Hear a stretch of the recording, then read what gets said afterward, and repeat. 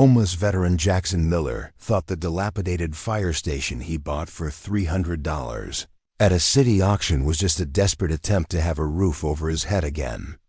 But when severe basement flooding revealed a sealed wall behind rusted lockers, Jackson discovered something impossible: a hidden vault containing $280 million in Prohibition-era gold bars.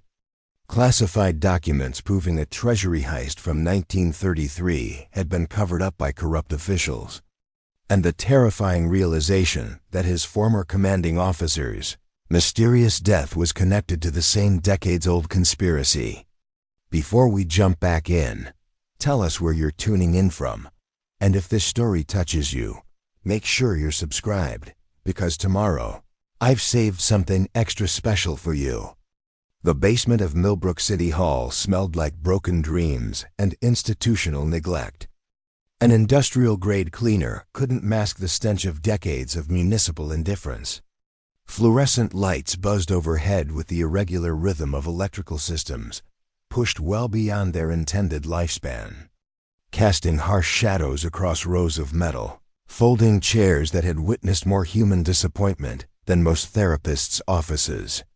The air hung thick with the collective anxiety of people who had nothing left to lose, each clutching whatever crumpled bills they'd managed to scrape together from emergency funds, odd jobs, and the kind of last-resort loans that destroyed what little remained of their credit scores. Jackson Miller sat in the back row like a stranger in the country he'd served for 14 years.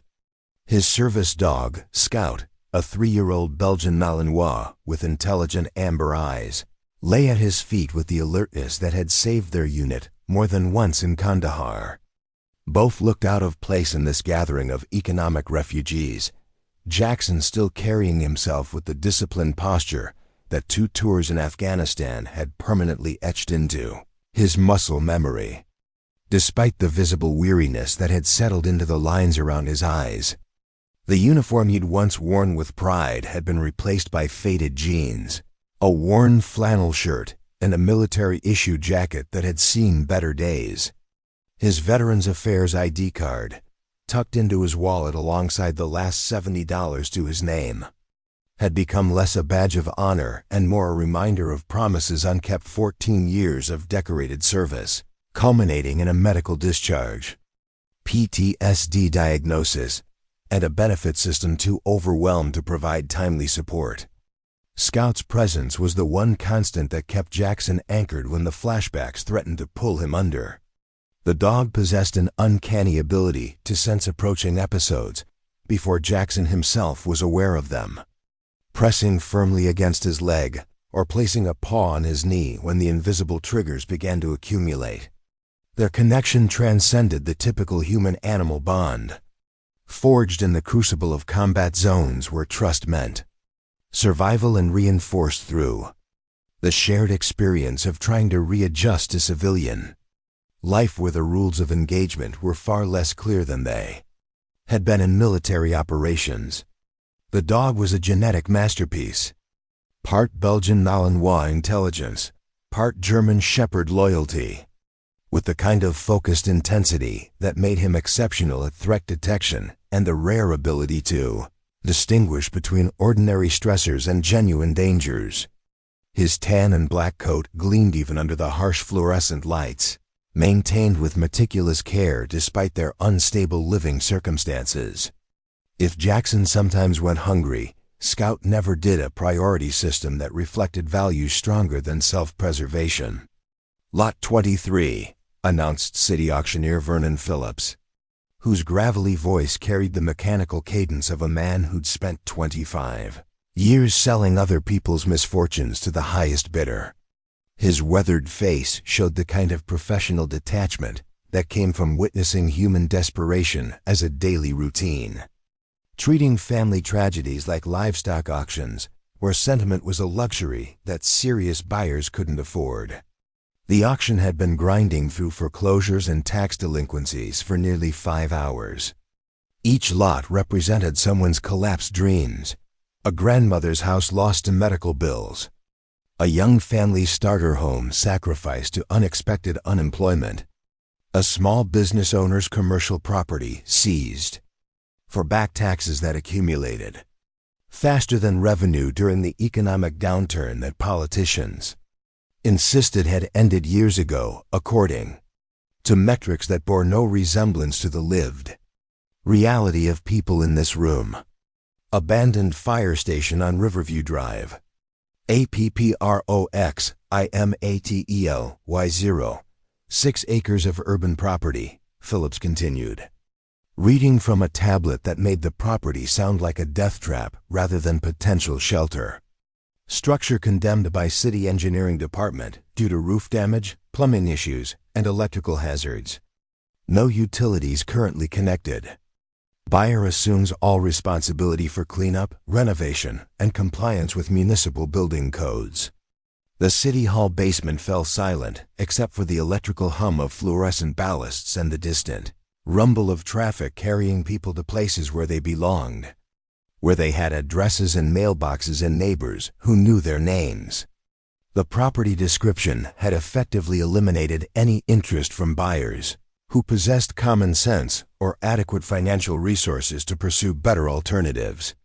Jackson felt his heart rate increase as he calculated the mathematics of desperation.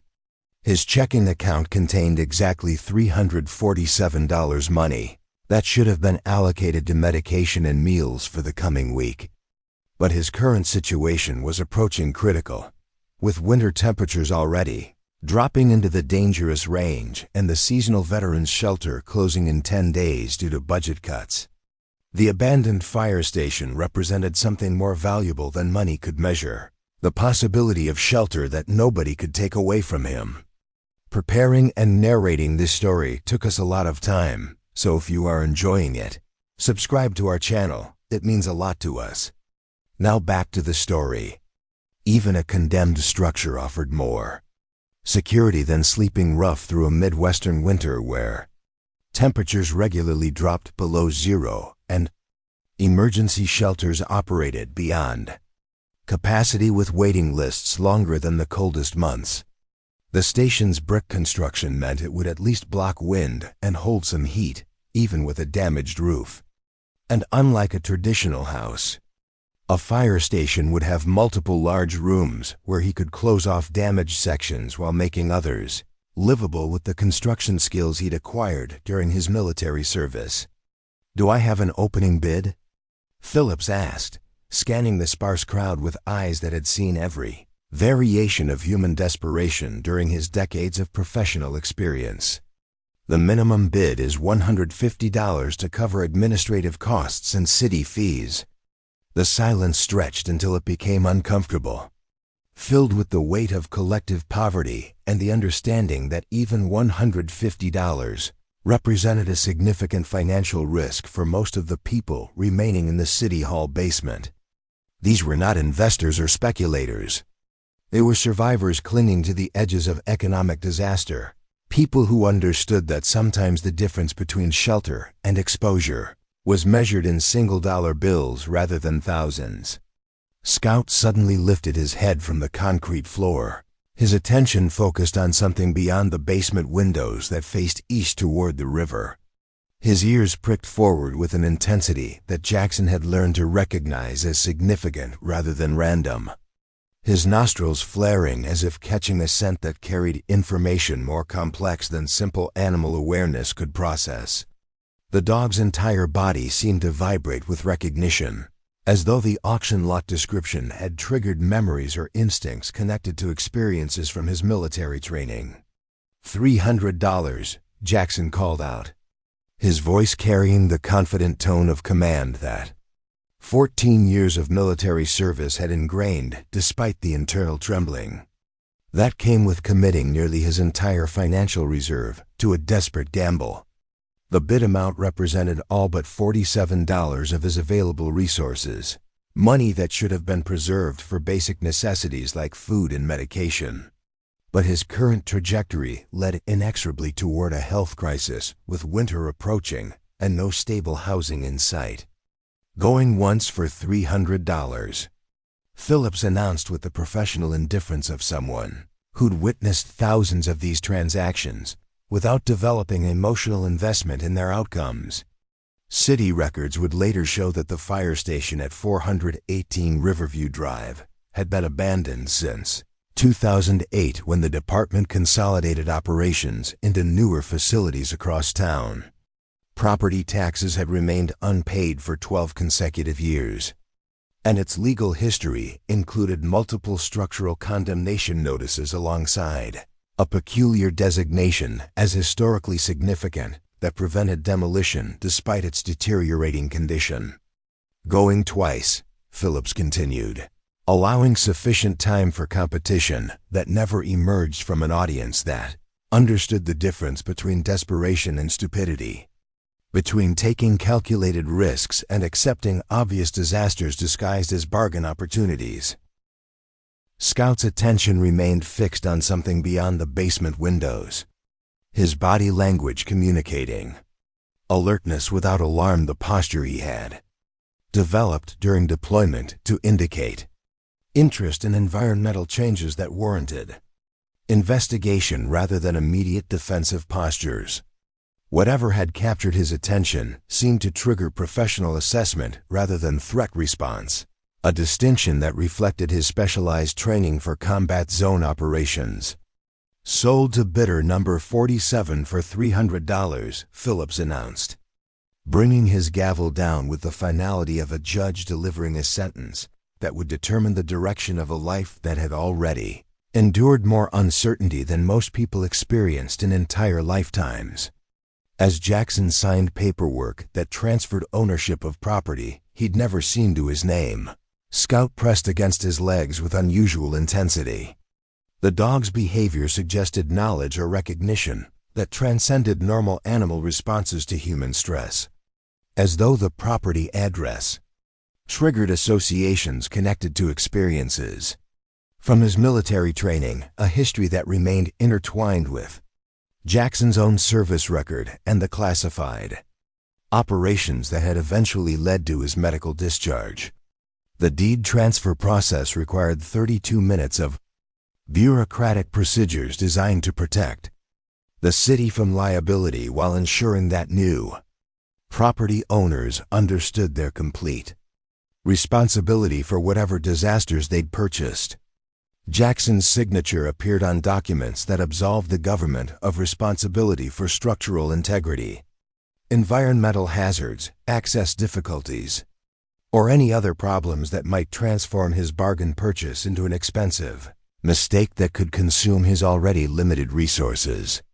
Property located at 418 Riverview Drive, 3 blocks north of Harbor Bridge, explained City Clerk Denise Morales, whose voice carried the practiced neutrality of someone who'd processed thousands of these transactions without developing personal investment in their outcomes. No utilities currently connected, no recent structural inspections. Buyer assumes all responsibility for compliance with local building codes and environmental regulations. The legal language was designed to discourage rather than inform, emphasizing potential problems while avoiding any suggestion that the property might offer solutions to a housing crisis or opportunities for creative problem-solving by people whose circumstances had taught them to find value in situations that others automatically dismissed as worthless. Outside City Hall, the November afternoon air carried the sharp bite of approaching winter, with temperatures that reminded everyone within the metropolitan area that comfortable weather was a temporary luxury that would soon be replaced by conditions that tested human endurance and revealed the difference between adequate shelter and potentially fatal exposure. Jackson's weathered 2004 Jeep Cherokee looked pathetic beside the SUVs and luxury sedans that belonged to people who attended auctions for investment purposes rather than survival vehicles that suggested owners with sufficient resources to handle unexpected problems and comfortable homes to return to when their bargain hunting expeditions concluded successfully or unsuccessfully. The Jeep's driver's side door required a specific combination of lifting and slamming to engage properly. Its exhaust system rattled with expensive-sounding problems that he couldn't afford to repair. And its heating system produced more noise than warmth through vents that hadn't been cleaned since he'd purchased the vehicle at a police auction 3 years earlier with money that seemed abundant compared to his current circumstances. Scout bounded into the passenger seat with enthusiasm that seemed entirely inappropriate for their precarious situation, his tail wagging as he settled into the worn upholstery with the kind of simple joy that dogs could still access, despite understanding that their lives had become unpredictable and potentially dangerous. For the first time in weeks, Jackson felt a spark of something that resembled hope rather than the forced determination that had become his default response to constant anxiety and uncertainty. The simple emotional shift contained more value than any property deed or financial asset proof that resilience could sometimes overcome the harshest circumstances, at least momentarily. The Jeep's engine turned over on the third attempt, coughing to life with mechanical complaints that suggested expensive repairs in the near future, but sufficient functionality to complete whatever journey lay ahead of them to a fire station that would test both the vehicle's capabilities and Jackson's reserves of courage and determination. Jackson had learned to interpret automotive sounds as diagnostic information, developing mechanical intuition born from necessity and the understanding that professional repairs were luxuries that people in his circumstances couldn't afford. The subtle changes in engine pitch and vibration told him they had perhaps 6 weeks before something critical would fail, hopefully enough time to make at least part of the fire station habitable before winter conditions made outdoor living impossible. As they drove east through the city's commercial district, passing businesses that had thrived during better economic times, but now displayed for lease signs with depressing frequency, Jackson couldn't ignore Scout's behavior in his peripheral vision. The dog had positioned himself where he could scan the passing landscape, but his attention was focused forward toward their destination rather than tracking movement outside the vehicle as he typically did during urban transit. His posture suggested anticipation rather than anxiety, recognition rather than random animal excitement, as though they were finally traveling toward something he'd been searching for during their months of unstable housing, some system of purpose or meaning that transcended simple survival. The intensity of his focus made Jackson wonder about connections between this seemingly random auction purchase and their shared military history, about experiences that might have prepared them for whatever awaited at 418 Riverview Drive. The route took them through neighborhoods that tracked the city's economic decline from prosperous to precarious, past once thriving community centers now boarded up, and alongside parks where homeless encampments had replaced children's playgrounds, visible evidence of systems that had failed the very people they were designed to protect. But Riverview Drive itself revealed the odd patchwork of urban renewal that characterized cities throughout the Midwest. Blocks of neglect interrupted by pockets of gentrification where developers had transformed abandoned industrial spaces into luxury condominiums that remained half-empty despite reduced asking prices and creative financing options. The abandoned fire station appeared suddenly between a renovated warehouse that now housed an artisanal distillery and a vacant lot where urban gardeners had established raised beds that produced vegetables for community food banks and local restaurants. The contrast was jarring evidence of both neglect and possibility existing side by side along the same street. Station 7, as identified by faded lettering above massive vehicle bay doors, had clearly been designed during an era when municipal architecture aspired to more than mere functionality. The 2-story brick structure featured arched windows, decorative cornices, and the kind of solid construction that belonged to a time when public buildings were expected to last for generations, rather than budget cycles. Despite obvious roof damage and boarded windows on the second floor, the station retained a dignity that spoke of its former importance to the community. It had served a reminder that this building had once housed people who risked their lives daily to protect others, who understood that service sometimes required sacrifice, and that community meant more than just geographical proximity or economic convenience. The Jeep's suspension complained about potholes in the station's concrete apron as Jackson parked as close as possible to the pedestrian entrance beside the larger vehicle bays. The building looked simultaneously better and worse than the auction description had suggested, better in its fundamental construction and architectural features, worse in the obvious water damage and structural issues that would require significant resources to address. "Well, this is it, Scout," Jackson said, his voice carrying the forced optimism that veterans often develop to mask uncertainty when facing challenging circumstances. "Home sweet home, or at least better than the alternative." Scout burst from the Jeep the moment Jackson opened the passenger door, bounding across the concrete with purpose rather than random exploration. Instead of marking territory or investigating smells as most dogs would in a new environment, he ran directly to the pedestrian entrance and began scratching at the metal door with focused intensity, whining with harmonics that suggested urgency rather than simple excitement. The fire station keys were heavy in Jackson's hand-solid brass that belonged to an era before electronic security systems and proxy cards.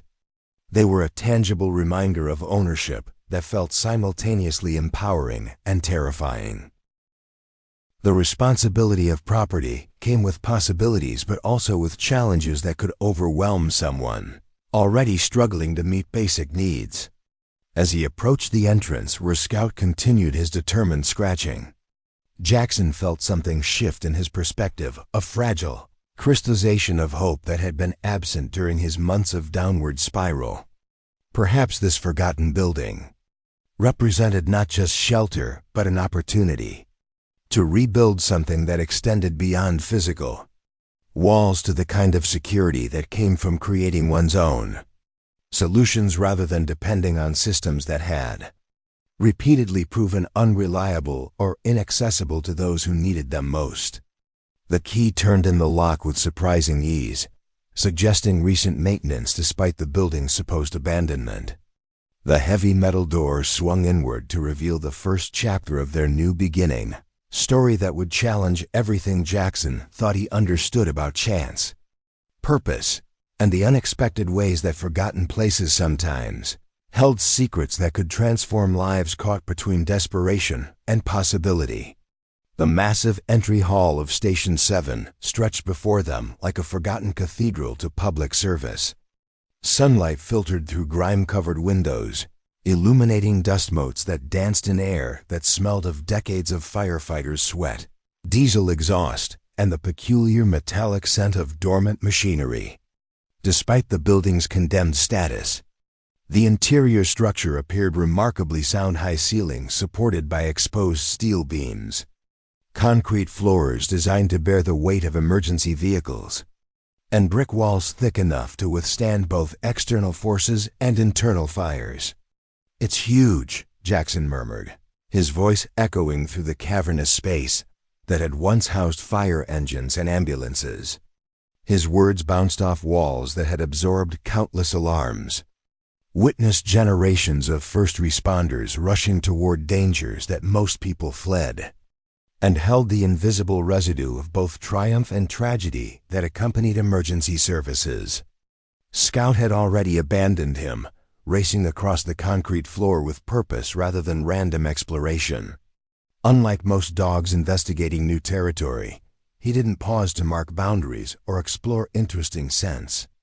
Instead, he ran directly toward a metal door at the rear of the apparatus bay, pawing at it with the kind of focused intensity that suggested knowledge rather than curiosity. "I think you want us to follow you," Jackson said, his combat instincts responding to the dog's unusual behavior. Years of military operations had taught him to trust patterns that deviated from normal expectations. Subtle indicators that often revealed critical information before conventional assessment methods could detect potential dangers or opportunities. The station's first floor was surprisingly intact, despite years of abandonment. The apparatus bay, where fire engines had once waited for emergency calls, dominated the space large enough to accommodate multiple vehicles and still leave room for equipment storage and maintenance activities. Adjacent rooms revealed what had once been a kitchen and dining area, where firefighters had shared meals during 24-hour shifts. Offices where reports had been filed and training conducted, and a common room where personnel had rested between emergencies.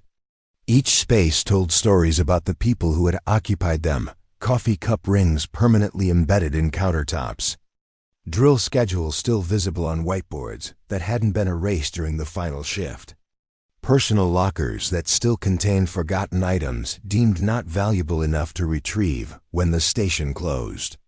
These abandoned artifacts created an eerie sense of interrupted lives, as though the building's occupants had departed suddenly, expecting to return to shifts that never materialized. Jackson paused in the kitchen area, examining a wall covered with photographs documenting the station's history. Formal portraits of crews standing beside vehicles that evolved from horse-drawn wagons to modern engines. Action shots of firefighters battling historic blazes throughout the city, and community events where Station 7 personnel had demonstrated equipment or educated children about fire safety. The photographs chronicled nearly a century of service, revealing how the station had been integral to the surrounding neighborhood's development and protection. Among the images, Jackson noticed several that showed a building where his former commanding officer, Captain David Reynolds, had worked before his mysterious death 18 months earlier, the federal building that housed multiple government agencies, including the Treasury Department's Historical Archives Division. The coincidence sent a chill through him that had nothing to do with the station's lack of heating. Reynolds had died when his fishing boat exploded on Henderson Lake during a weekend trip. His body recovered 3 days later after an extensive search.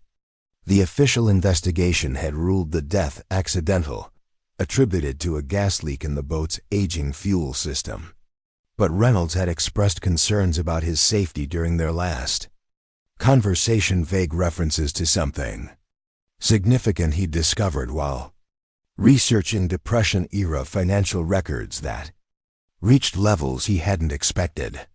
Scout's urgent barking interrupted his thoughts, pulling his attention back to the present situation. The dog had moved from the metal door to a different section of the apparatus bay, scratching frantically at what appeared to be an access panel in the concrete floor, a large metal square with a recessed handle that might lead to maintenance tunnels or storage areas beneath the station. "I think you've found something," Jackson said, crossing the bay to examine what had captured the dog's attention with such intensity. The access panel was secured with a padlock that showed more recent use than the station's 2008 closure date would suggest. Shiny brass that contrasted with the tarnished metal fixture surrounding it. "Let's see what's down there," Jackson muttered, examining the padlock more closely. His military experience had included urban combat operations, where knowledge of infrastructure systems often provided tactical advantages during engagement scenarios.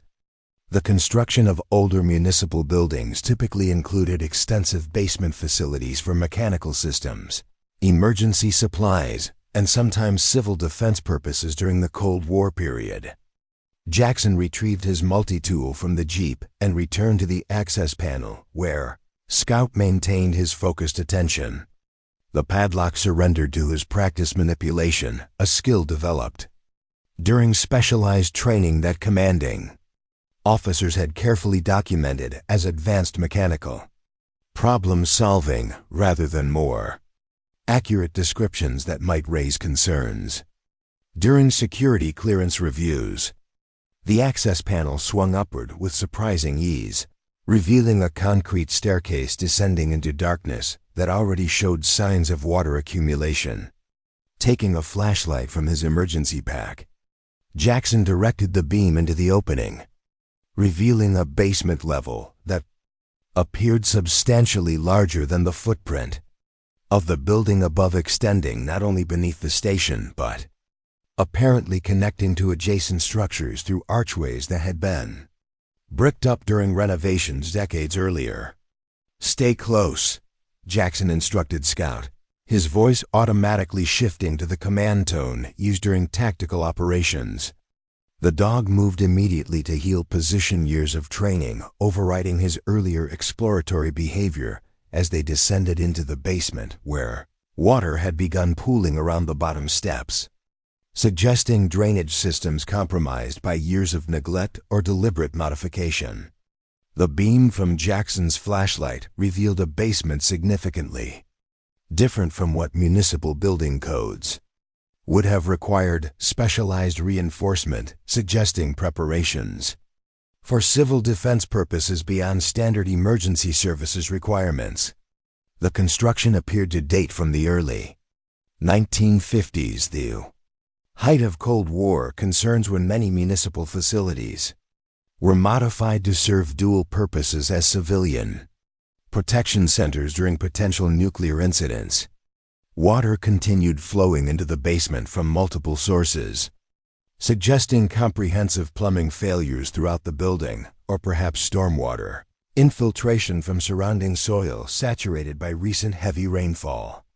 The rising water level, already approaching 6 inches across portions of the concrete floor, created urgency that military training translated into immediate action rather than analysis paralysis that might have affected civilians without crisis response experience. "We need to find the main drainage controls," Jackson said, directing his flashlight toward walls where municipal engineering protocols would typically position essential infrastructure access panels. His search revealed a metal cabinet mounted beside what appeared to be the main water line entering the building. Control systems designed to manage building utilities during both normal operations and emergency situations. The manual override required significant physical effort to engage a rusted wheel valve that had probably not been turned since the station's closure. Jackson strained against resistance that threatened to defeat him until suddenly the mechanism gave way with a metallic shriek that echoed through the basement like a creature awakening from hibernation. Water began draining immediately as ancient systems, designed by engineers who built for longevity rather than planned obsolescence, responded to mechanical commands that required no electricity or computerized controls. The simplicity of the engineering gravity-fed drainage channels connected to municipal storm systems demonstrated infrastructure planning that had anticipated disasters rather than merely meeting minimum code requirements. As the water level dropped, revealing basement floors and lower wall sections that had been submerged, Scout resumed his focused behavior, running directly to a section of wall partially concealed behind rusted metal shelving units that had once held maintenance supplies and emergency equipment. The dog scratched frantically at the concrete surface, whining with increased urgency that suggested discoveries more significant than simple rodent hunting.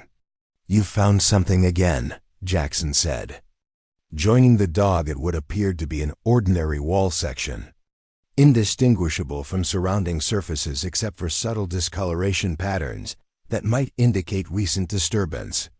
He helped push aside the heavy metal shelving, revealing a section of wall with mortar lines that differed slightly from surrounding areas. Newer material used to seal what might have been an opening connecting to adjacent basements or perhaps utility tunnels that ran beneath older sections of the city. "This doesn't match the original construction," Jackson observed, his fingers tracing mortar lines that showed different composition and application techniques from the surrounding century-old craftsmanship. "This section was sealed off much more recently than the rest of the basement was built." Scout's excitement reached fever pitch as Jackson examined the wall more closely. discovering that what had appeared to be solid construction actually included a concealed door section designed to look like permanent wall butt, incorporating hidden hinges, and a disguised locking mechanism that could only be detected through careful physical examination rather than visual inspection.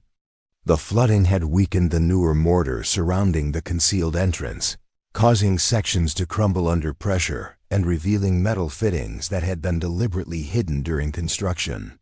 Whatever lay beyond this sealed entrance had been concealed with expertise that suggested professional construction rather than amateur modification. Institutional level security measures implemented with resources beyond typical private capabilities. "Should we open it?" Jackson asked Scout, the rhetorical question serving more as verbalization of his own assessment process than actual consultation.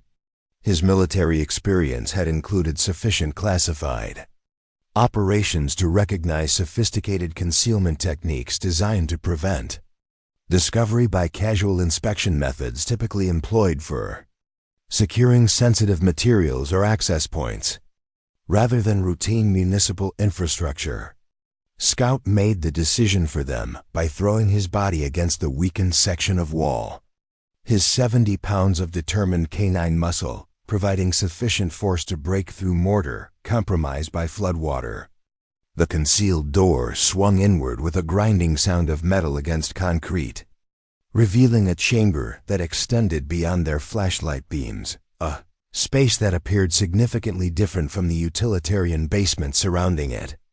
Jackson activated his tactical flashlight's high-output mode, illuminating a chamber that defied immediate categorization or explanation. Unlike the rough concrete and exposed utilities of the main basement, this chamber featured finished walls, tiled flooring, and evidence of electrical systems that appeared to have been installed or updated much more recently than the station's 2008 closure date. The space resembled a professional archive or secure document storage facility rather than municipal infrastructure, with built-in shelving systems and what appeared to be a sophisticated ventilation system designed to maintain specific environmental conditions. But it was the massive vault door set into the far wall that stopped their exploration, completely a bank-quality security installation that would have required specialized equipment and expertise to install, particularly at a location supposedly abandoned for municipal purposes. The vault door featured a combination dial lock system rather than electronic security, suggesting installation during an era when mechanical systems were considered more reliable than computerized alternatives that could be compromised through technological means. Scout showed no hesitation or concern, bounding directly to the vault door and positioning himself beside the combination dial with the focused attention of an animal who recognized significant objects from previous experience. His behavior suggested familiarity rather than random curiosity, as though he'd been in this space before or had been trained to recognize similar security installations.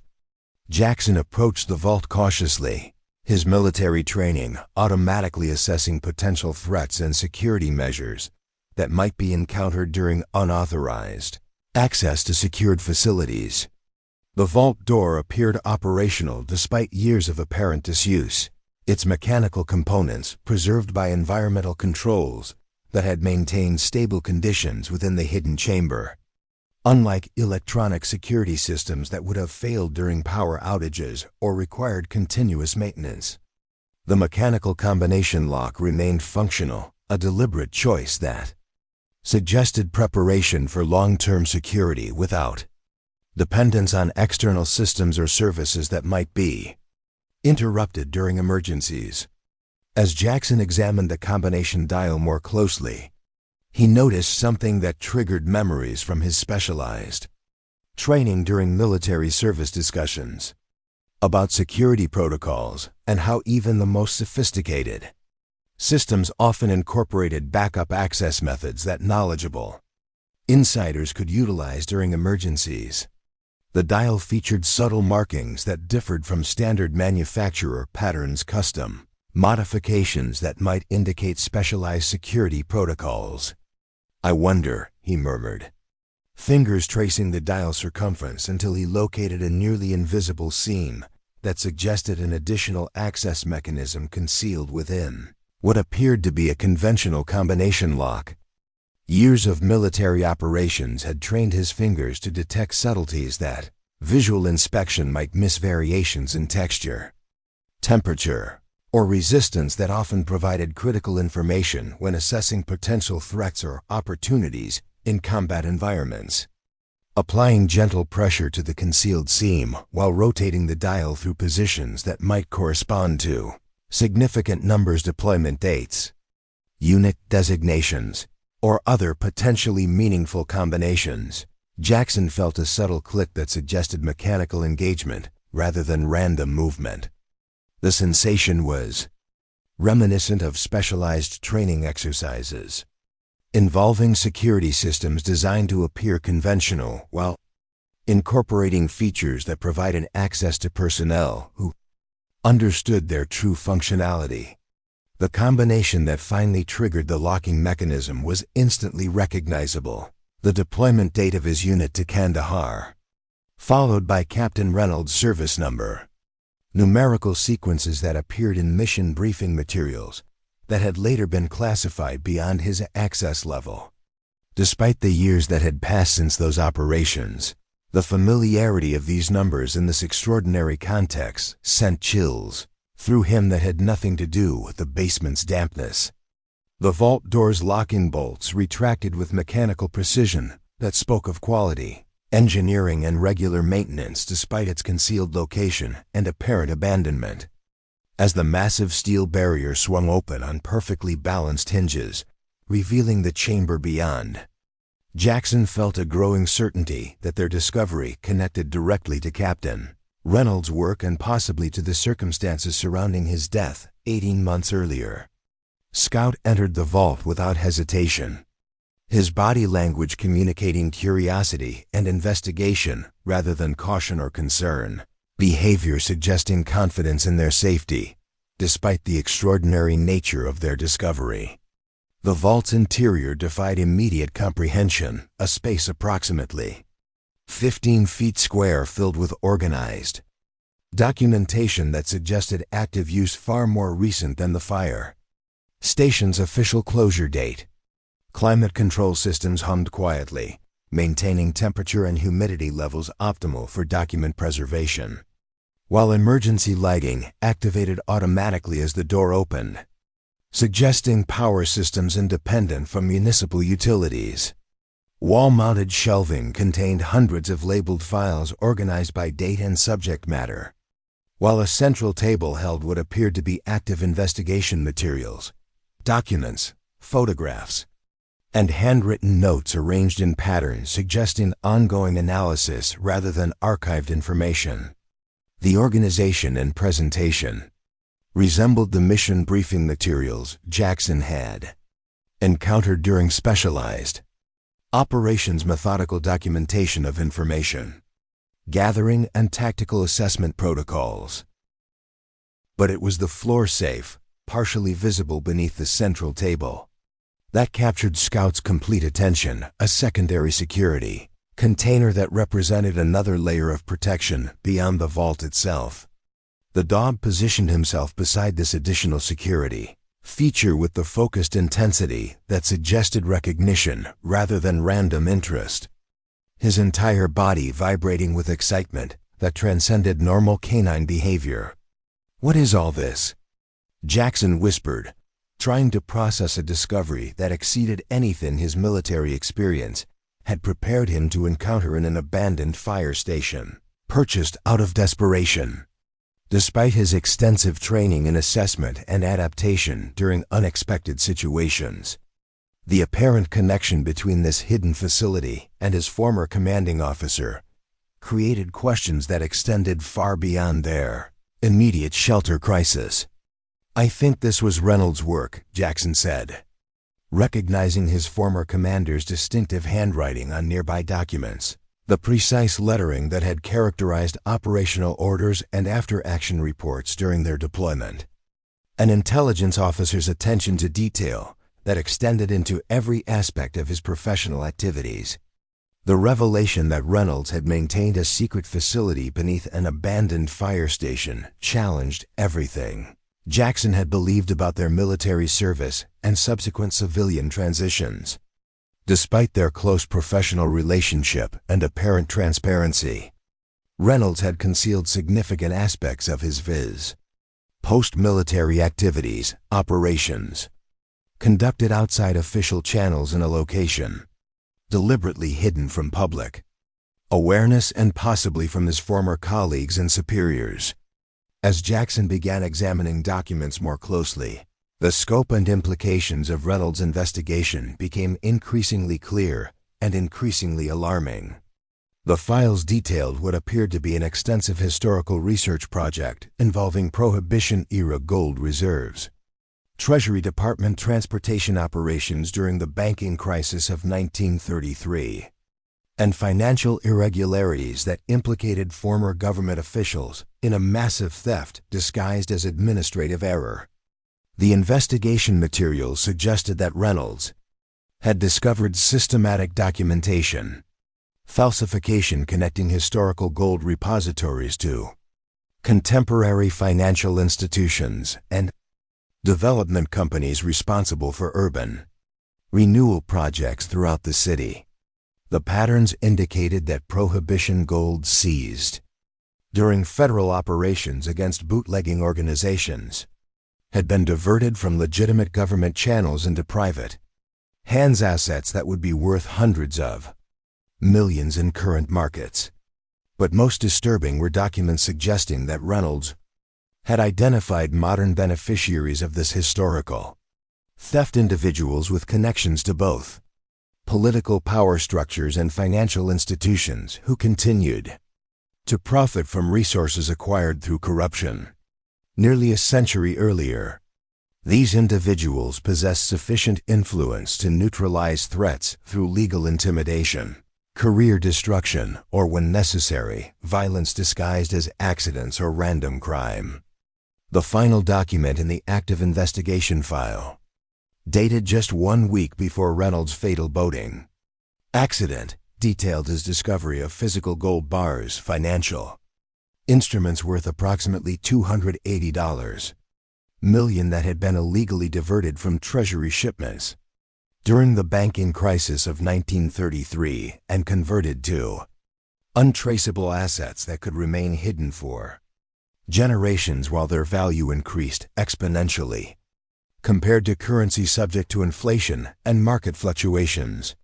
"They killed him over this," Jackson said with the devastating clarity that came from connecting disparate information into coherent patterns, a skill developed through military intelligence operations that had sometimes revealed uncomfortable truths about the world beyond battlefield parameters.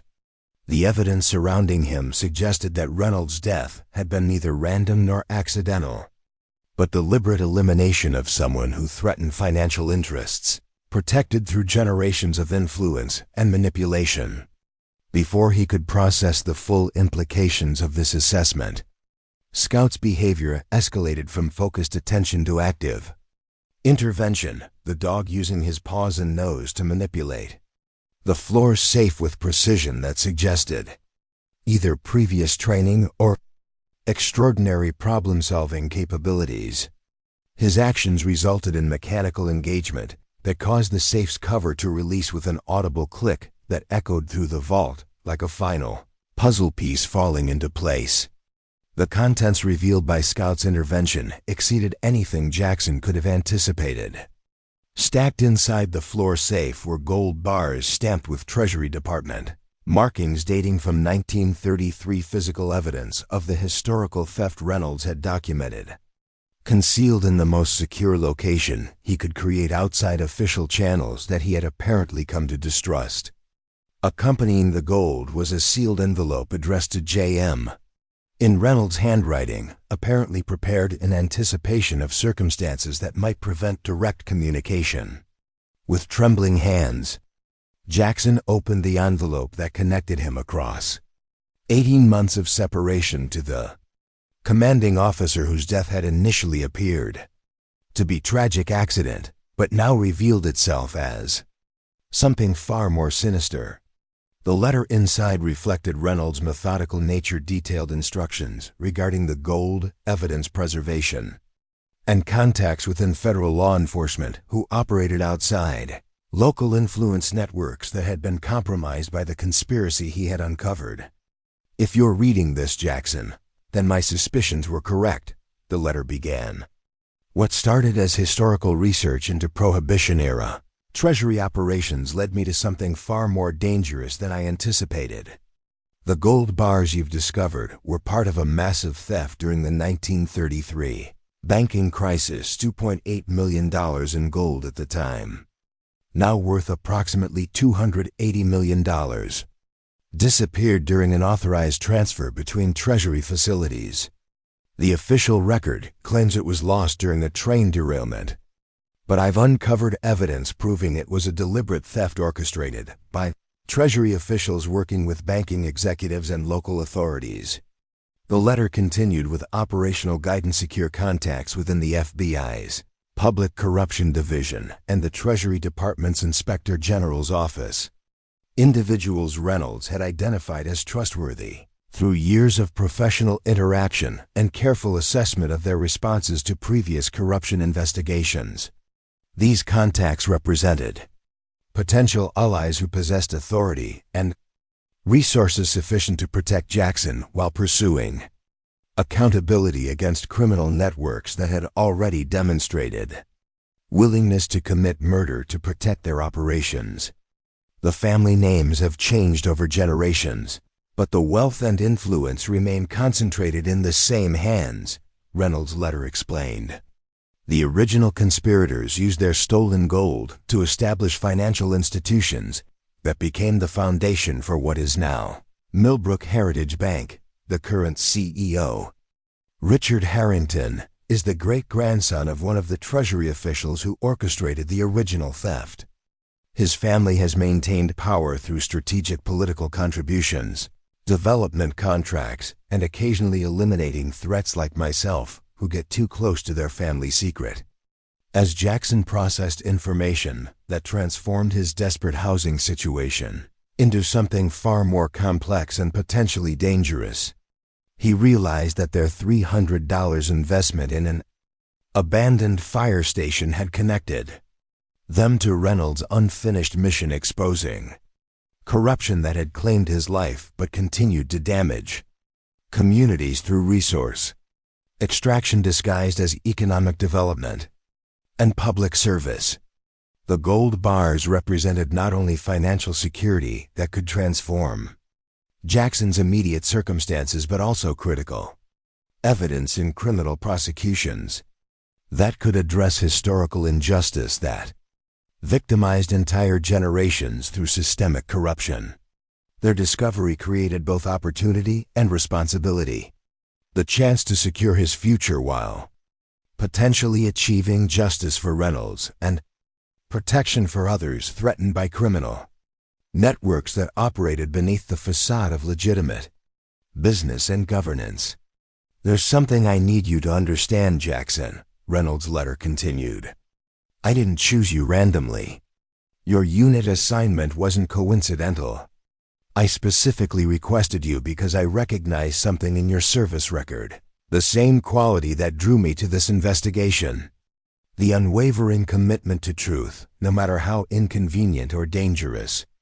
The refusal to abandon those left behind by systems designed to protect power rather than serve people." The revelation that Reynolds had deliberately incorporated Jackson into his professional orbit years before this discovery created questions about causality and purpose that transcended simple coincidence. The connection suggested planning and assessment extending far beyond typical military assignment protocols, identification of specific character traits and capabilities that might eventually serve purposes beyond conventional deployment scenarios. "I've established a secure channel through my contact at the Inspector General's office," the letter explained. Special Agent Eleanor Torres operates independently from local field offices and reports directly to Washington oversight. Trust. No one within local law enforcement or regional Treasury branches. The network is compromised. Multiple agencies through strategic placement of cooperative personnel. Reynolds' instructions continued with operational security protocols that seemed excessive until Jackson considered the sophistication and resources of the criminal network he had uncovered people capable of staging a fatal accident for a former military intelligence officer would certainly maintain surveillance on his associates after his death. Before making contact, establish secure position different from your current location, the letter advised. The fire station at 418 Riverview Drive remains unknown to them. I purchased it through multiple shell companies with untraceable funds to create a safe facility outside official channels. The property is registered to identities that cannot be connected to us through conventional investigation methods.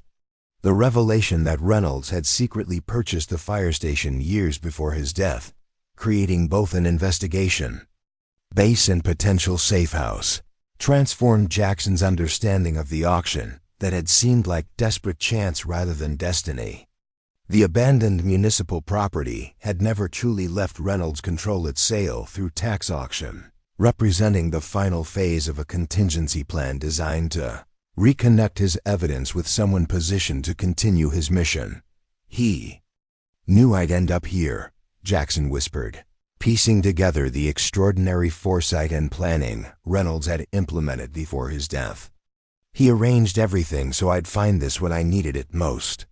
The security systems within the hidden vault included communication equipment that operated through encrypted channels, outside conventional networks technology that appeared military-grade rather than consumer level, suggesting connections to resources beyond standard Treasury Department operations.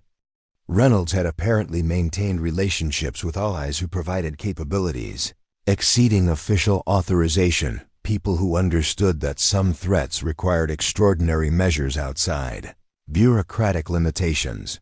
Following the communication protocols detailed in Reynolds' letter, Jackson established contact with Special Agent Torres through secure channels that bypassed local FBI infrastructure. The response came within minutes, confirmation codes that verified both identity and operational status, followed by instructions for immediate evidence preservation and security measures. Maintain your position, Agent Torres directed through the encrypted channel. Tactical team en route with full authorization under federal jurisdiction. Estimated arrival 27 minutes. Preserve all documentation exactly as discovered. Touch nothing further until team arrives. The rapid response suggested that Torres had maintained active monitoring of triggers Reynolds had established before his death alert systems, designed to activate when his contingency plans were initiated. The sophisticated preparation reinforced Jackson's growing understanding that his former commander's investigation had extended far beyond routine historical research to conspiracy that threatened financial power structures that had operated with impunity for generations. As they waited for federal reinforcement, Jackson examined documentation that revealed the full scope of what Reynolds had uncovered. Systematic corruption that connected seemingly legitimate development projects throughout the city to money laundering operations that transformed historically stolen assets into apparently legitimate investments. The conspiracy used municipal bonds and infrastructure contracts to maintain control over public resources while simultaneously extracting wealth from communities supposedly benefiting from economic development initiatives. The operation's sophistication explained why Reynolds had pursued investigation outside official channels. The conspiracy had placed cooperative personnel throughout regulatory systems and law enforcement agencies, creating surveillance networks that could identify threats through normal information flows and procedural patterns. By establishing a parallel investigation facility with independent resources, Reynolds had temporarily avoided detection by criminal networks accustomed to monitoring official channels. Scout suddenly tensed beside him, his attention shifting toward the vault entrance with the focused intensity that preceded threat response. His ears flattened against his skull as low growl rumbled from his chest, warning rather than aggression, alert rather than attack. The dog's behavior suggested approaching personnel who triggered recognition patterns associated with potential danger. "Someone's coming," Jackson whispered, reaching for Reynolds' letter that included tactical guidance for exactly these circumstances. The document directed them to a concealed cabinet beneath apparently ordinary shelving, a hidden compartment containing equipment that no civilian should legally possess. The cached resources included body armor, specialized communication devices with frequency hopping capabilities to prevent signal interception, and defensive equipment that suggested preparation for worst-case scenarios rather than routine security concerns. Reynolds had anticipated that his contingency plans might face confrontation with professional operators rather than conventional criminals, people with military or law enforcement training who operated with institutional resources and tactical precision.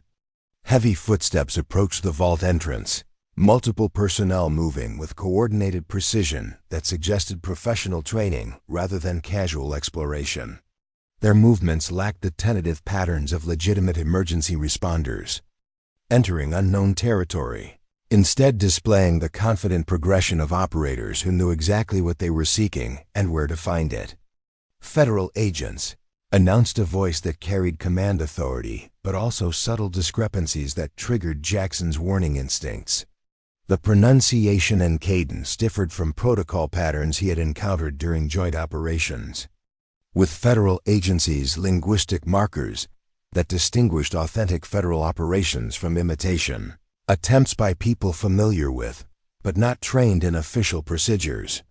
Scout's response confirmed his suspicions, the dog's protective stance intensifying rather than relaxing at the federal identification.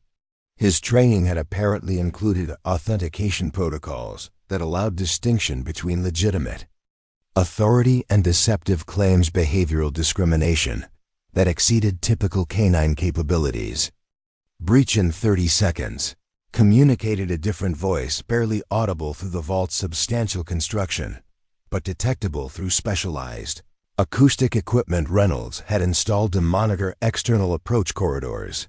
The terminology and operational tempo suggested either law enforcement or military background professional capabilities rather than criminal improvisation.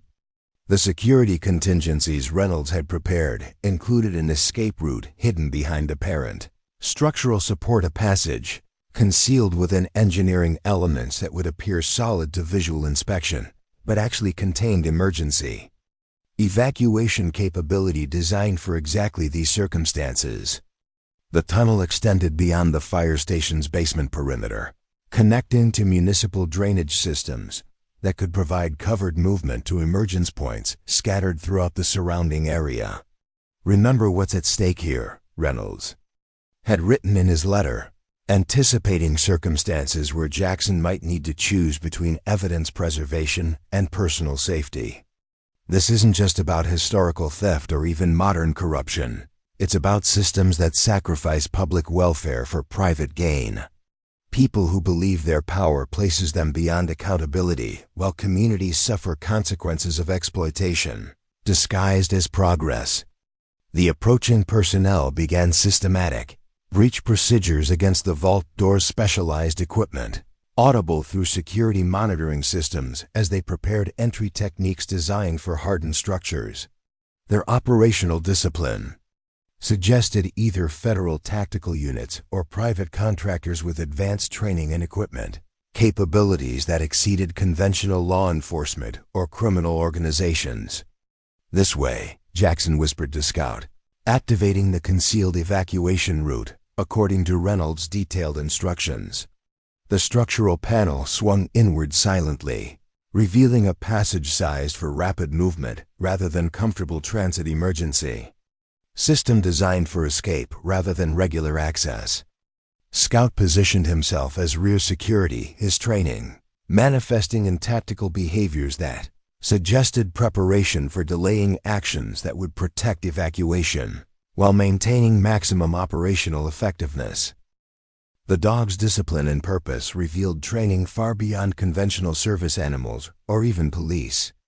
K-9 units capabilities that suggested specialized preparation by handlers with access to military-grade programs. "Take this," Jackson instructed, securing a waterproof container from the vault's central table, a specialized storage device containing microfilmed copies of key evidence and access codes for secure accounts. Reynolds had established outside conventional banking systems. The redundant documentation ensured that even if the original evidence was lost or destroyed, sufficient information would survive to pursue justice and access resources necessary for operational security. The evacuation passage extended approximately 250 yards beyond the fire station perimeter, connecting to larger drainage infrastructure that offered multiple exit options, depending on surface conditions and potential pursuit patterns. Reynolds had mapped the entire system with precision that suggested professional survey capabilities, rather than amateur exploration. Knowledge of underground infrastructure that typically remained restricted to municipal engineering departments and specialized security agencies. As they moved through the narrow passage guided by luminescent markers that required no power source but provided directional guidance, visible only to properly equipped personnel, Jackson heard the muffled sound of the vault breach behind them. Specialized charges, designed to overcome security systems without causing structural collapse that might damage contents. The controlled application of force suggested professional operators with specific objectives, rather than destructive intent. Recovery rather than elimination.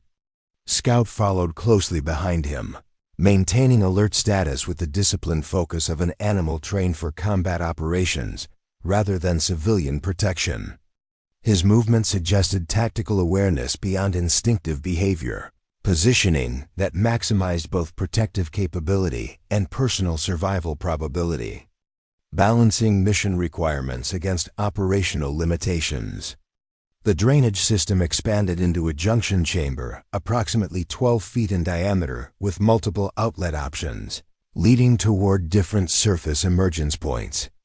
Reynolds' evacuation plan included decision matrices based on time of day, weather conditions, and potential pursuit capabilities. Contingency planning that considered variables ranging from satellite surveillance to thermal imaging systems, selecting the outlet path that offered maximum concealment under current conditions. Jackson led Scout through concrete tunnels that gradually transitioned from municipal infrastructure to what appeared to be much older construction stonework dating to the city's earliest development periods, when underground systems were built with craftsmanship and materials intended to last centuries rather than budget cycles. "We're going to meet Reynolds' contact," Jackson said, following navigation markers that directed them toward an emergence point near a transportation hub where they could blend with commuter patterns while transitioning to the secure location Agent Torres had designated through encrypted communication channels. The emergence point revealed engineering sophistication beyond conventional infrastructure. Design a concealed exit integrated into older building foundations that predated modern construction records, accessible only through sequential activation of mechanisms that appeared to be architectural elements rather than security systems. The design suggested preparation by people with access to both historical documentation and specialized construction capabilities unavailable to conventional contractors. They emerged into the maintenance area beneath Central Station, where commuter trains connected suburban communities to the city's commercial districts. The location offered optimal transition conditions, high personnel volume for concealment, multiple departure options for unpredictable movement patterns, and public surveillance systems that created visibility barriers for pursuers operating outside official channels.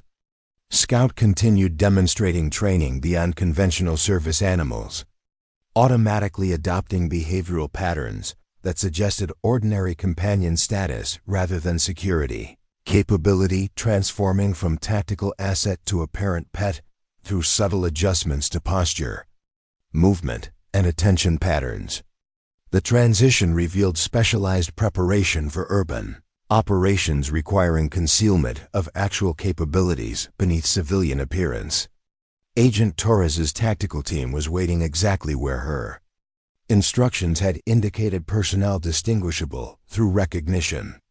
Signals Reynolds had documented rather than obvious federal identification that might trigger surveillance. Detection by hostile observation assets. Their operational discipline manifested in dispersed positioning that maintained both tactical effectiveness and civilian appearance. Professionals capable of transitioning instantly from apparent normality to coordinated action if threats materialized. Mr. Miller acknowledged the team leader, a woman whose appearance suggested administrative profession rather than tactical capability. Deliberate presentation designed to avoid triggering pattern recognition systems that criminal networks maintained in transportation centers and other public infrastructure. Captain Reynolds' contingency planning was exceptional. Please follow standard civilian movement patterns while maintaining proximity to our personnel. The tactical extraction proceeded through public areas, using ordinary civilian transportation methods procedures, designed to defeat surveillance systems that monitored for unusual movement patterns or security formations that might indicate high-value targets. Instead of armored vehicles or obvious security details, they utilized public transportation and commercial services, indistinguishable from thousands of similar movements occurring simultaneously throughout the transportation network. During transit to the secure location, Agent Torres established direct communication through encrypted channels, providing operational context that transformed Jackson's understanding of Reynolds' investigation and its significance beyond conventional historical research or financial crimes prosecution. Your former commander uncovered something far larger than historical theft, Torres explained, her voice carrying the controlled precision of someone accustomed to operational security requirements even in secure communications. The network he identified connects Prohibition-era crimes to contemporary financial systems, enabling everything from political corruption to foreign intelligence operations on American soil, wealth extracted through historical crime that continues generating power and influence across generations.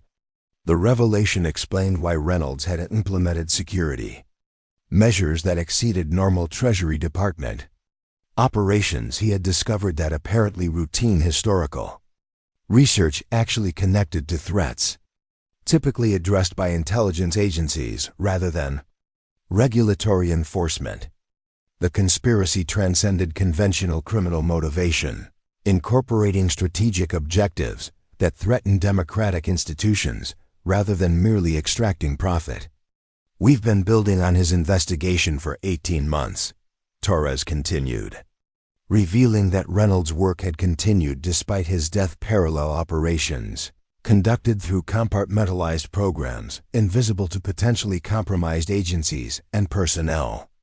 The evidence you discovered completes documentation chains necessary for prosecution of network leadership rather than merely peripheral operators' accountability. That reaches people normally insulated from legal consequences by position and resources. The secure facility where they arrived demonstrated capabilities beyond conventional law enforcement resources. A converted industrial building whose exterior suggested ordinary commercial operations while interior spaces contained advanced security systems and operational support infrastructure typically associated with intelligence agencies rather than police organizations. The discrepancy revealed operational realities that Reynolds had apparently understood before his Deathsome threats required response capabilities outside normal jurisdictional limitations and bureaucratic constraints. Your commander established deadman protocols before his death, Torres explained as technical personnel began processing the evidence. Jackson had preserved according to Reynolds' instructions. If he failed to perform specific verification actions at designated intervals, automated systems would initiate progressive information release to trusted contacts operating outside conventional channels, people positioned to continue his work without triggering surveillance detection systems the criminal network had established within official agencies. The operational sophistication explained how investigation had continued, despite Reynolds' death and the network's apparent success in eliminating a key investigator. Rather than trusting institutional protections that had proven vulnerable to corruption, Reynolds had implemented parallel security systems based on personal relationships and compartmentalized information distribution protocols that prevented any single compromise from destroying the entire operation. As technical teams extracted and authenticated the gold bars and supporting documentation, Torres provided context that transformed Jackson's understanding of his former commander's final actions and the legacy he had created through preparation that extended beyond his death. The fire station purchase wasn't just about creating a secure facility, Torres explained, revealing operational dimensions that extended beyond evidence preservation to personal protection and resource security. Reynolds knew that if something happened to him, conventional financial systems might become inaccessible to his allies through legal manipulation or account freezes disguised as regulatory actions. The gold represents assets that can't be electronically tracked or legally seized, financial security beyond institutional control. The revelation that Reynolds had converted substantial resources to physical gold, specifically to protect operational continuity in case of his death, preparing for circumstances where powerful adversaries might weaponize financial systems against his investigation, demonstrated foresight and commitment that transcended conventional contingency planning. He had anticipated threats most people would never consider and implemented countermeasures that preserved both justice possibilities and operational security despite his absence. His most important protection wasn't the gold or the evidence, Torres continued. Observing Scout's continued vigilance and disciplined behavior, that revealed training far beyond conventional service animals. The dog represents specialized capability developed through programs, typically restricted to military special operations and intelligence services, a guardian with training that exceeds most human security personnel in specific threat detection and response scenarios. Scout's extraordinary capabilities suddenly made sense, his behavior patterns suggesting operational experience and specialized training rather than merely exceptional animal intelligence or loyal companionship. The dog represented Reynolds' determination to provide protection that would remain effective even after his death, a guardian whose capabilities would remain invisible to adversaries, accustomed to evaluating human security measures rather than canine operational assets. He arranged everything, Jackson whispered, finally understanding the extraordinary preparation and foresight Reynolds had implemented before his death. The fire station, the evidence vault, Scout's training, the gold bars, a complete contingency plan activated by circumstances he hoped would never occur, but prepared for anyway. The technical team completed initial evidence processing, confirming authenticity of both the gold bars and supporting documentation that connected Prohibition-era seizures to contemporary financial institutions. The evidence chain Reynolds had preserved provided legally actionable connections between historical theft and modern power structures, documentation sufficient for prosecution of individuals normally protected by position, resources, and political connections. We're implementing the final phase of your commander's contingency plan," Torres explained as specialized. Personnel prepared simultaneous enforcement. Actions against multiple targets. Identified through Reynolds' investigation. And subsequent operations conducted. During the 18 months since his death, synchronized arrests across 12 jurisdictions will dismantle the network's operational leadership before they can implement destruction protocols or escape contingencies. The operational scale revealed investigation. Scope far beyond conventional law enforcement. Capabilities coordination across multiple federal agencies. Targeting a criminal network that had operated with impunity for generations by exploiting jurisdictional limitations and agency compartmentalization. Reynolds' work had created the foundation for accountability that transcended normal constraints that protected powerful criminals from consequences proportional to their actions. Your commander died because he refused to surrender to a system designed to protect criminals rather than serve justice, Torres said, her professional detachment momentarily yielding to genuine respect for a colleague whose sacrifice had enabled operations that institutional limitations would otherwise have prevented. He understood that sometimes protecting what matters requires operating outside systems that have been compromised by the very forces they were designed to control. As enforcement operations commenced against targets Reynolds had identified months earlier, Jackson realized that their desperate $300 purchase of an apparently abandoned fire station had actually represented the activation of contingency plans years in development, the final phase of protection and justice, mechanisms his former commander had established before, confronting forces powerful enough to arrange his death but not capable of defeating his determination to protect both allies and community. Despite his absence, the gold provided financial security beyond anything Jackson could have imagined when attending the property auction out of desperation. But the true legacy Reynolds had created transcended mere wealth. He had demonstrated that individual courage and integrity could overcome even sophisticated corruption when supported by careful planning, trusted allies, and determination that extended beyond personal survival to protection of principles and people that represented genuine value rather than merely institutional loyalty or professional advancement. As Jackson watched specialized teams coordinating enforcement operations against the criminal network responsible for Reynolds' death, he felt a shifting sense of purpose emerging from months of post-service struggle and isolation. The paralysis that had characterized his transition from military structure to civilian uncertainty began dissolving as operational objectives reactivated dormant capabilities and restored connection to meaning beyond mere survival. What happens now? He asked Torres, the question extending beyond immediate tactical considerations to broader life, direction and purpose that had seemed irretrievably lost during his months of downward spiral following medical discharge and benefits complications.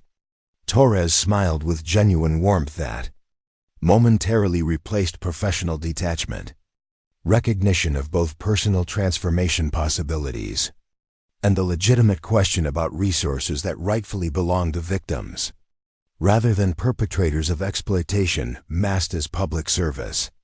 Your commander's contingency planning included specific legal provisions for asset distribution, Torres explained. Displaying documentation, Reynolds had prepared that detailed resource allocation between operational security, veteran support programs, and community restoration projects addressing damage caused by the criminal network's activities throughout the city. He established legal frameworks ensuring that recovered criminal assets would provide both justice for victims and support for those the system has failed most completely. The distribution plan demonstrated Reynolds' extraordinary moral vision beyond merely investigating historical crimes recognition, that justice required both accountability for perpetrators and restoration for communities victimized by exploitation, disguised as economic development and public service. His planning had anticipated not just criminal prosecution, but healing processes necessary for communities damaged by resource extraction, masked as improvement in progress. 20% of recovered assets are legally designated for veteran support programs focusing on housing, medical care, and transition assistance, Torres continued, explaining provisions Reynolds had established through legal mechanisms designed to withstand challenges from both criminal networks and potentially compromised regulatory systems. The remaining will fund community restoration projects addressing infrastructure damage, educational programs, and economic development initiatives in neighborhoods most severely impacted by the network's activities. The allocation reflected Reynolds' understanding that genuine justice extended beyond criminal prosecution to healing processes necessary for communities damaged by exploitation restoration that addressed not merely physical infrastructure, but social trust and institutional credibility compromised by systemic corruption that had operated beneath facades of public service and civic leadership. As dawn light strengthened across the city, transforming darkness that had concealed criminal operations into illumination that revealed both exploitation patterns and healing possibilities. Tactical teams completed evidence recovery operations at the fire station, where Reynolds had established both investigation base and contingency resources. The facility represented both beginning and completion, origin point for investigation that had ultimately achieved justice, despite institutional failures and corruption that had initially protected criminal networks from accountability. The fire station remains your property, Torres confirmed as operations transitioned from enforcement to evidence processing and prosecution preparation. Your commander's ownership was legally established through mechanisms designed to withstand challenges from both criminal networks and regulatory systems that might attempt to seize assets connected to investigation activities.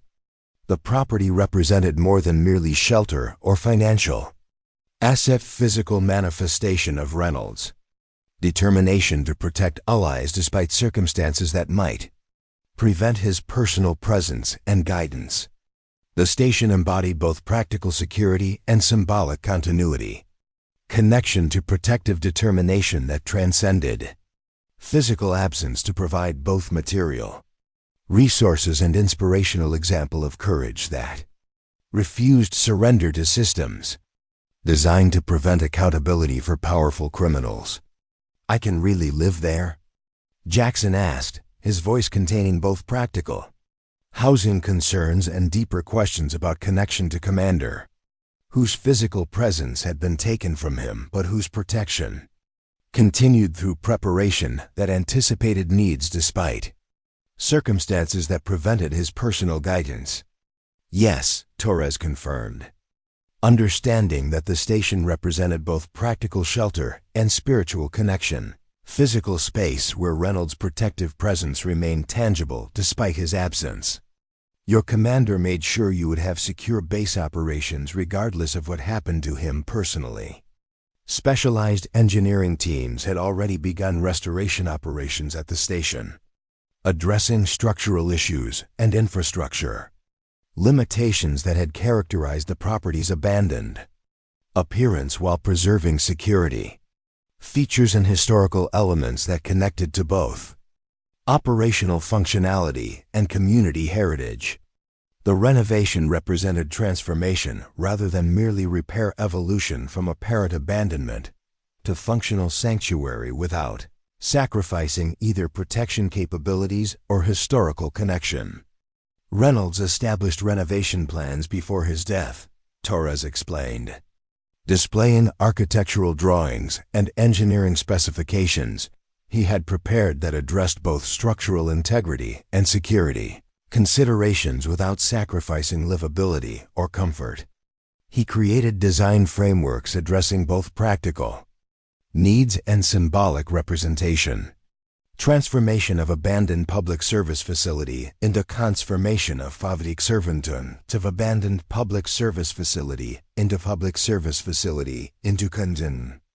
Veteran Support Center that maintained connection to protection mission that characterized both the building's original purpose and his professional commitment. The plans revealed extraordinary attention to detail living spaces designed specifically for veterans, transitioning from military structure to civilian contexts. Security features integrated into architectural elements rather than imposed as obvious additions. And community connection points that maintained privacy without creating isolation that might trigger surveillance. Attention through obvious security measures that deviated from neighborhood patterns. As enforcement operations transitioned to prosecution preparation and community restoration initiatives, Jackson realized that their desperate $300 investment in an apparently abandoned fire station had actually represented activation of protection mechanisms years in development. The final phase of contingency planning designed to ensure both personal recovery and justice achievement despite Reynolds' physical absence from battles he had initiated against corruption that threatened both individual victims and institutional integrity. 3 months after discovering the gold and hidden evidence vault, Jackson stood in what had been the fire station's apparatus bay, now transformed into a combination living space and veteran support center, where former military personnel could access transitional housing, employment assistance, and mental health services funded through recovered criminal assets.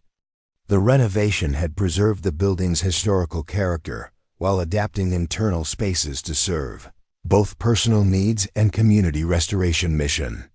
Several homeless veterans had already found temporary shelter in the station's upper floor dormitory spaces. People whose service had been recognized with medals and commendations but whose subsequent struggles had been met with bureaucratic barriers and systematic neglect until Reynolds' contingency planning created resources outside conventional systems. This was always his plan, observed Torres, who had transitioned from operational leadership to advisory capacity as criminal prosecutions advanced through judicial systems designed to ensure accountability proportional to crimes that had victimized entire communities rather than merely individual targets. Not just investigating historical corruption or protecting his operational assets, but creating connection between personal recovery and community restoration. Recognition that genuine healing requires both individual support and social transformation.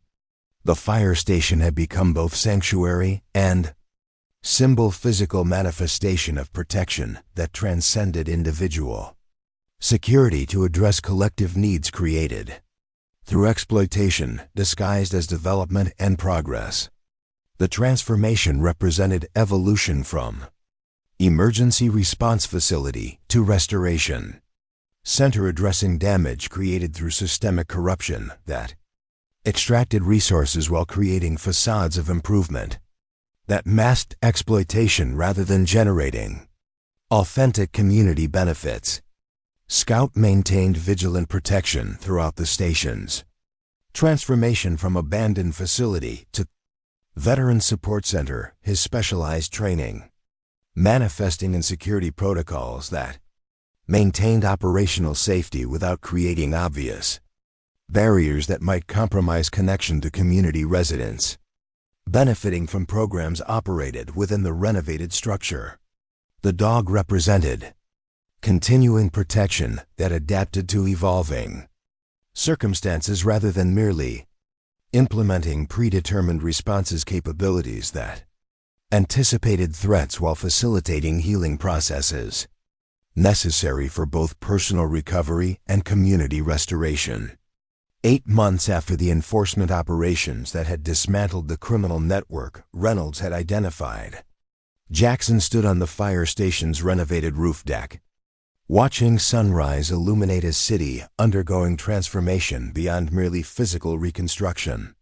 The coordinated prosecutions had achieved accountability that extended beyond individual criminals to address systemic vulnerabilities that had allowed corruption to flourish beneath facades of civic leadership and economic development. Your commander's investigation created possibilities beyond merely criminal prosecution, observed Torres, who had joined Jackson for what had become weekly strategy sessions, addressing both veteran support and community restoration initiatives. He recognized that genuine improvement requires not just removing corrupt influences but establishing transparent systems resistant to exploitation, structural changes rather than merely personnel replacement. The observation captured essential wisdom beyond conventional law enforcement perspectives, recognition that sustainable justice required systemic transformation rather than merely individual accountability. Reynolds had documented not just criminal activities, but institutional vulnerabilities that enabled corruption to operate beneath apparently legitimate operations, analysis that facilitated healing beyond merely punishment. Jackson had established a foundation using his portion of recovered assets organization dedicated to addressing veteran homelessness and transition challenges through programs designed to prevent isolation and desperation that had characterized his own post-service experiences. The foundation operated from renovated space within the fire station, creating physical connection between personal recovery and community protection that embodied Reynolds' vision of justice, extending beyond merely criminal prosecution. I never understood why he was so passionate about historical research, Jackson admitted, recalling conversations where Reynolds had tried explaining significance that sometimes seemed abstract compared to more visible operational concerns. Now I recognize that he saw connections between historical accountability and contemporary justice understanding, that unaddressed wrongs continue generating damage across generations unless someone has courage to pursue truth, regardless of how deeply hidden or powerfully protected. The insight reflected growth beyond grief toward understanding that transcended personal loss to recognize larger purpose that had motivated Reynolds' extraordinary courage in confronting forces powerful enough to arrange his elimination, but not capable of defeating his determination to protect both allies and community despite his absence from battles he had initiated against corruption that threatened both individual victims and institutional integrity. The station's renovated common room had become a gathering place where veterans could find connection and purpose beyond isolation that often characterized civilian transition space, where shared experiences created foundation for rebuilding identities beyond military service without surrendering values that had motivated their commitment to causes larger than individual benefit. The environment offered both physical security and psychological safety sanctuary, where trauma could be acknowledged without defining future possibilities. The gold mattered, but his real legacy was showing that individual courage can overcome even sophisticated corruption when supported by careful planning and determination that extends beyond personal survival. Jackson observed, watching other veterans engaged in renovation projects that simultaneously developed marketable skills and contributed to community improvement initiatives in surrounding neighborhoods. The insight reflected understanding beyond conventional perspectives on either wealth or justice recognition. That genuine value transcended financial metrics to incorporate connections between individual healing and community welfare, personal recovery and social restoration, accountability for past damage and prevention of future exploitation through systems designed for transparency, rather than merely punishment after victimization has occurred. As the fire station continued evolving from emergency response facility to veteran support center, Jackson recognized that their desperate $300 investment had actually represented activation Of vision years in development. Manifestation of Reynolds' extraordinary determination to ensure that even his death would not prevent protection of both individual dignity and community welfare against forces that had believed themselves beyond accountability or consequences, proportional to damage they created through exploitation disguised as service and development. The transformation embodied essential wisdom Reynolds had demonstrated through both professional commitment and personal sacrifice recognition that genuine security requires addressing systemic vulnerabilities rather than merely responding to emergencies created through exploitation and neglect. The station had evolved from facility designed for crisis reaction to center facilitating proactive development and transparent accountability embodiment of protection that anticipated needs rather than merely responding to damage after occurrence. He showed us that sometimes protecting what matters requires courage beyond conventional boundaries, Jackson observed. Watching veterans and community residents participating in programs designed to develop capabilities compromised through systematic resource extraction, disguised as administrative efficiency and economic development, and that genuine healing extends beyond physical safety to creating systems that prevent exploitation rather than merely responding to damage after it occurs. The insight reflected growth beyond personal protection toward recognition that sustainable recovery required addressing community vulnerabilities that created circumstances where individual safety depended on isolation rather than connection understanding. That genuine welfare emerged from systems designed for transparency and accountability rather than merely barriers and surveillance.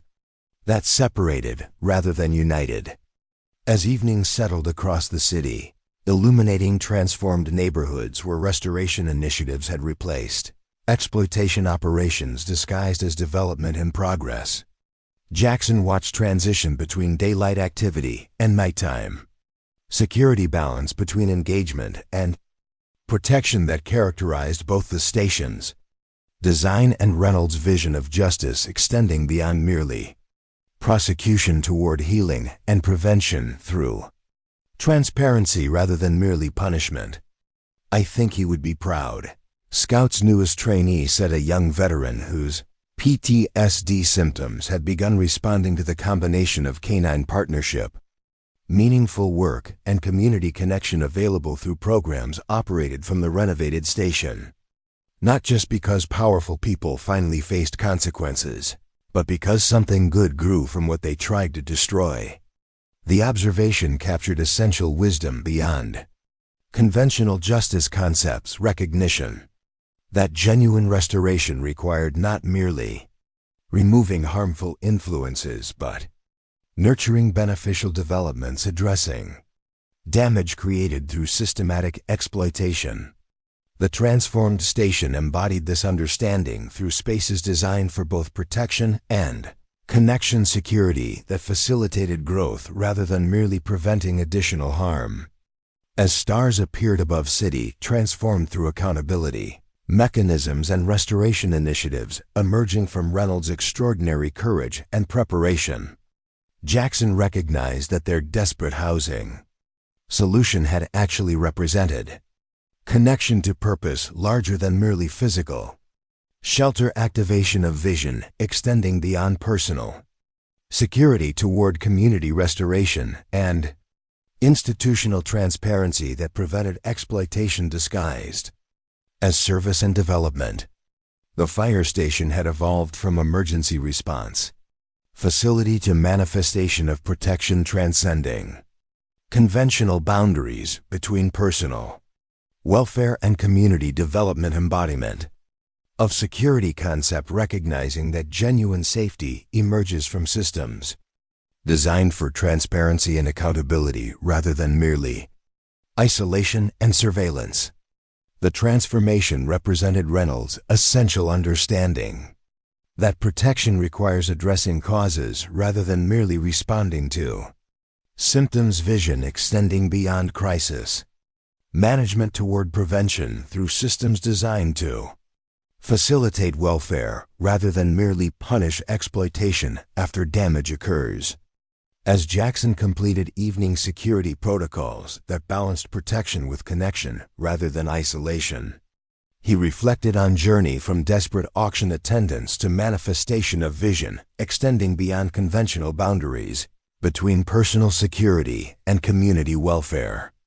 Their $300 investment had activated protection mechanisms years in development final phase of contingency planning designed to ensure both individual recovery and justice. Achievement despite Reynolds' absence from battles he had initiated against corruption that threatened both personal dignity and institutional integrity. The transformed station represented manifestation of courage that refused surrender to systems designed to protect criminals rather than serve justice. Determination that extended beyond personal survival to create possibilities for both individual healing and community restoration despite circumstances that prevented direct guidance through physical presence. The station had evolved from facility designed for emergency response toward center, facilitating proactive development and accountable governance embodiment of security concept, recognizing that genuine safety requires addressing causes rather than merely responding to symptoms. As city lights illuminated transformed neighborhoods where restoration initiatives had replaced exploitation operations disguised as development and progress, Jackson recognized that their journey from desperate housing search to manifestation of justice vision represented more than merely survival against overwhelming odds, embodiment of courage that refused surrender to circumstances designed to prevent accountability for powerful criminals who believed themselves beyond consequences proportional to damage they created through exploitation disguised as service and development. The fire station stood as testimony to determination that extended beyond conventional boundaries between personal security and community welfare. Physical manifestation of protection concept recognizing that genuine safety emerges from transparency and connection rather than merely isolation and surveillance. The transformation represented Reynolds' essential understanding that security requires addressing vulnerability causes rather than merely responding to damage. Symptoms vision extending beyond crisis. Management toward prevention through systems designed to facilitate welfare rather than merely punish exploitation after occurrence. Up next, you've got two more standout stories right on your screen. If this one hit the mark, you won't want to pass these up. Just click and check them out. And don't forget to subscribe and turn on the notification bell so you don't miss any upload from us.